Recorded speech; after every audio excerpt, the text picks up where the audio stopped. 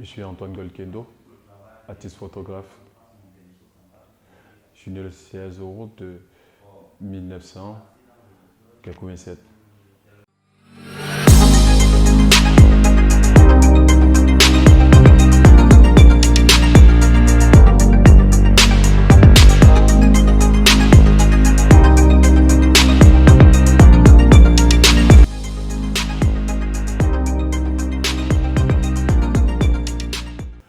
Je fais dans la photographie de reportage artistique et puis je travaille beaucoup plus sur le social. Je suis arrivé dans la photographie un jour parce que j'ai commencé d'abord en tant que cadre. Après avoir fini ma formation au CFA, aux Conventions de la CIATV, je me suis intéressé maintenant à travailler dans des chaînes privées comme le Canal 2, Ayan TV, Satellite Production de Hawk. Bon, c'est un bon jour, j'ai rencontré un photographe au nom de Sébastien Véronès. C'est par son aval et puis j'ai vu sa manière de travailler. Et par ses conseils, c'est comme ça que j'ai eu l'amour et la passion pour le monde de l'image.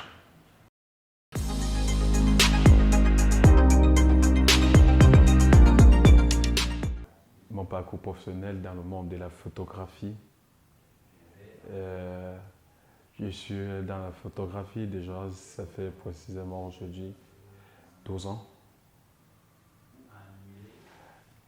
Et auparavant, peut-être que je faisais d'abord la photographie, on peut dire quoi, c'est photographie de mode. Et après, je me suis intéressé par la photographie artistique, par la valeur des Niki Aina et des Rogingbok aussi. Parce que ce sont les grands frères qui m'ont tenu la main et puis qui m'ont orienté dans ce chemin.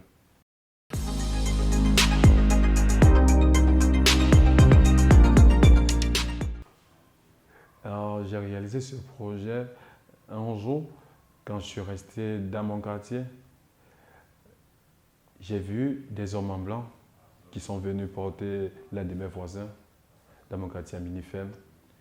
Ce que j'ai entendu dans les rumeurs, c'est qu'il était mort du Covid. Et moi, auparavant, quand j'entendais parler du Covid, je savais que c'est la maladie des Blancs.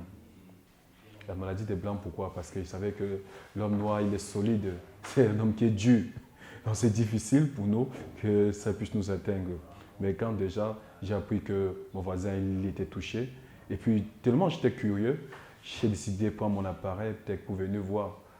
C'est que les hommes en blanc là, venaient chercher.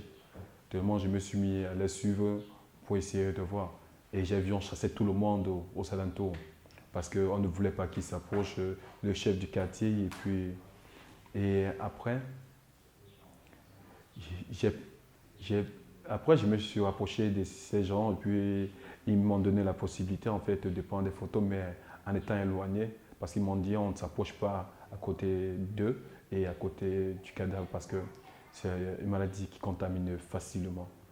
Donc, c'est comme ça que j'ai pris la peine en fait, de me cacher et en même temps restant auprès d'eux pour faire des clichés que vous avez vus en fait.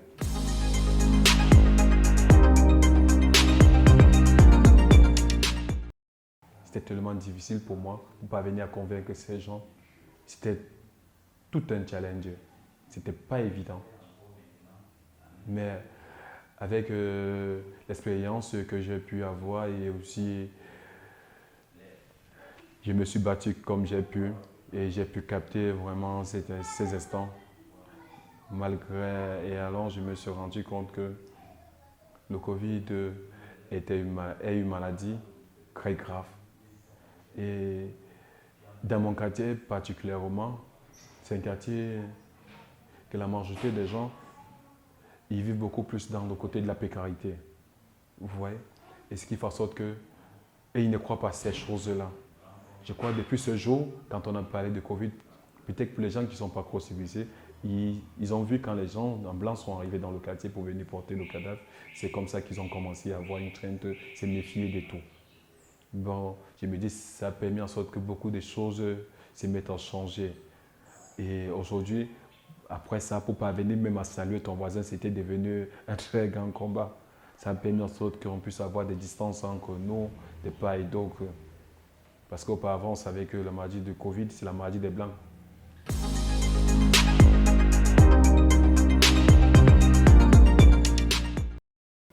Sur l'exposition là, et jusqu'à présent, j'ai d'autres photos que je n'ai même pas exposées là parce que je compte continuer peut-être plus tard avec ces thématiques et faire une exposition pour le futur, une exposition solo.